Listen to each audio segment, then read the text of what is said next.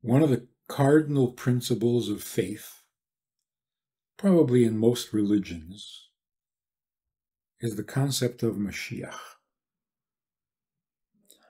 The concept of Mashiach is there will come a day when somebody will arrive on the world scene who will bring peace to the world, goodness to the world, put an end to all war and to all suffering, and create a utopian life on earth. This individual is going to pick up where King Solomon left off. In other words, he is a descendant of King David. King David was given the crown in Jewish life. So the royal family in Judaism is the family of David through his son Solomon, and Mashiach will be a descendant of David and Solomon.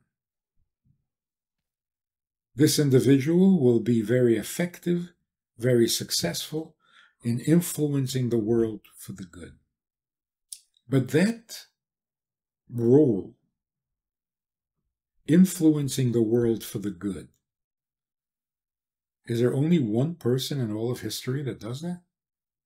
There will be only one person in the world who influences everyone in the world towards goodness. But on a smaller scale, there are people in history who created so much goodness for so many people that they earned the title of a regional Mashiach. Abraham had a huge effect on society. You could say he was the Mashiach of his day. Mordechai and Esther, huge effect, not only on Jewish morality, but on Persian morality. You could say they were the Mashiach of their time, of their location. So anyone who influences the world towards the better is acting like a Mashiach. And it takes many before we can get to the ultimate Mashiach. And that's why Mashiach is not here, because we haven't accumulated enough little influences to get the world ready for the big influence. So every generation has had its Mashiach. Rambam in his time, Rabbi Akiva in his time, certainly Moses. Can Moses be described as a Mashiach? First of all, he brought the Jews out of Egypt, and he enlightened them with Torah. Huge. In fact, Rambam describes Moshe as the first Mashiach who will also be the final Mashiach. Now, in every generation, the Mashiach of that generation is a potential world-class Mashiach. So in every generation, there was a distinct possibility that the Mashiach, the ultimate Mashiach, would arrive at that time. And it would be the Mashiach of that generation.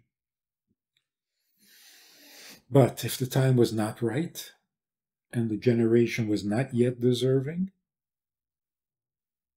then the Mashiach of the generation made his contribution, brought the world a giant step closer, but it's not the Mashiach yet. That's why there can be so much confusion. Or, well, it looks like confusion anyway. Rabbi Akiva was convinced that Bar Kokhba was Mashiach. Absolutely, and he convinced everybody else. But it didn't happen. the world did not come to a peaceful coexistence. People did not become truly, permanently better, although there was a vast improvement which made it look like he was Mashiach. So he was, of course, the Mashiach of his generation. But sadly, he was not the Mashiach. So in Hebrew terminology, when we say Mashiach, we're not necessarily speaking about that descendant of King David who is going to bring the world to its perfection. If we're talking about him, it would be described as Melech HaMashiach, the king who is anointed. Before I continue with my monologue, where I do all the talking, I want to invite you to a VIP session, a Zoom session, in which we get together to actually have a conversation and discuss all things Jewish, all things holy, all things healthy. So click on the link below and join us where we can have a two-way conversation. But anybody who serves God properly can be described as anointed. Every king in Israel throughout history was an anointed. Every high priest was anointed. So Mashiach literally means anointed, sanctified by being anointed with holy oil. So that gives you a position of leadership and of prominence. But there's only one King Mashiach, and he has not come yet. So the Rebbe mentioned many times, there is Mashiach, there is the Mashiach of every generation, there is the personal Mashiach, your mentor, your teacher, influencer, inspirer, who took you out of your exile, who introduced you to the world of truth and godliness.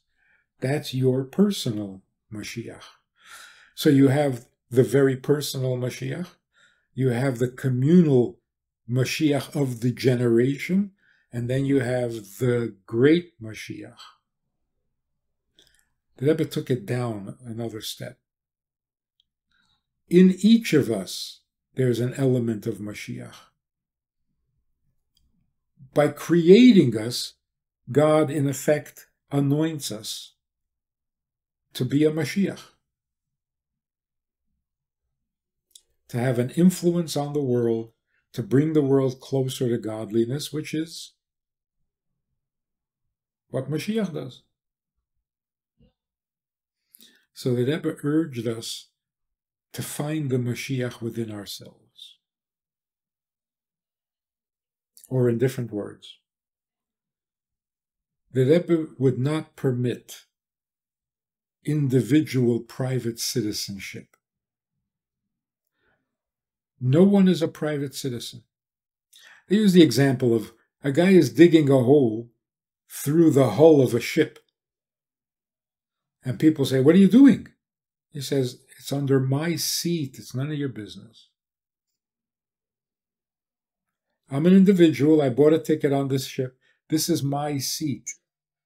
So why would you care if I'm digging a hole or drilling a hole under my seat?"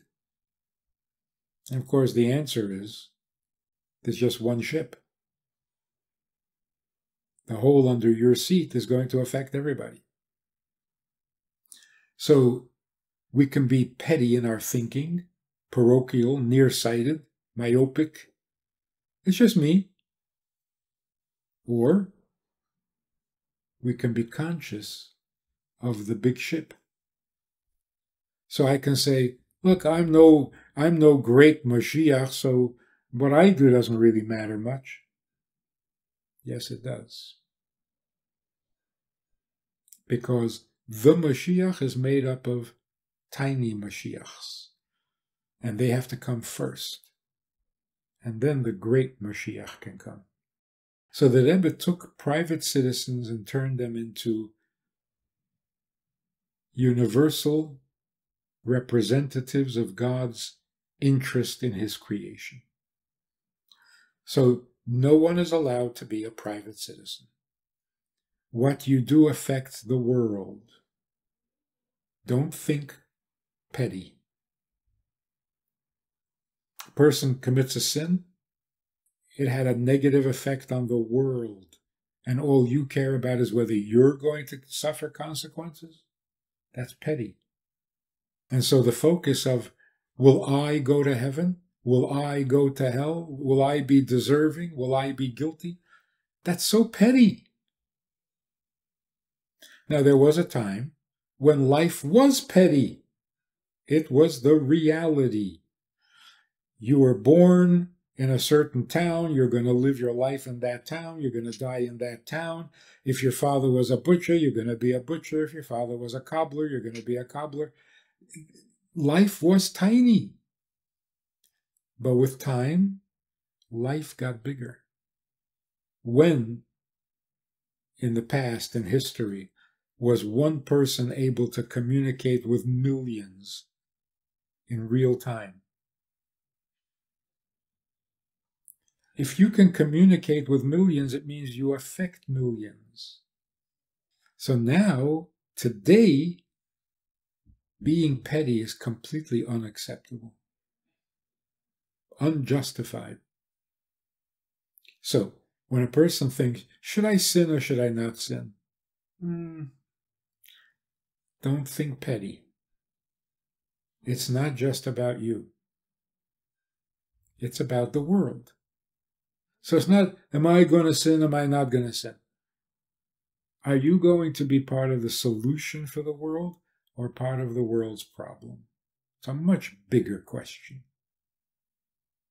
So your own faith now fades into insignificance. Will you go to heaven or will you go to hell? Really, is that the big problem? Is that the big question? There are 8 billion people in the world that you're affecting, and you're just worried about yourself? How can you be like that? So what used to be great virtue, a person introverted, devoted to self-improvement, great. Not anymore. Self-improvement? When you can improve the entire world and you choose to improve only yourself, how narcissistic can we get? And so the Rebbe, setting the tone for our generation, said, get out of your exile. Exile means you're restricted, you're limited, you have no authority, you're a stranger in a strange land. No, no, no. Get out of that mentality. The world is sensitive to what you do, say, and think. So what will you do for the world? A positive thought, positive word, positive action, you've changed the world for the better. Negative thought? So let's think big. That prepares us for the big changes that Mashiach, the Mashiach, will bring. If you enjoyed this conversation or this topic, and you're looking for more information, or you want to hear it again from another angle, there's a way to do that. And that is in this book. It's all there. Order it from Amazon. You can read it, reread it, and share it. We have a Sunday night program for VIPs that you might be interested in. It's informal. It's questions and answers. It's conversation. It's really relaxed. It's really pleasant, enjoyable, informative, and kind of community-like. It's a Sunday night program. There's a Wednesday morning program for the VIPs, and there's a Wednesday night program. All of it just conversation, casual, laid back, unscripted. So join us. Take a look. Click the link below and see which of the three suits you best, and join us for some enjoyable conversation.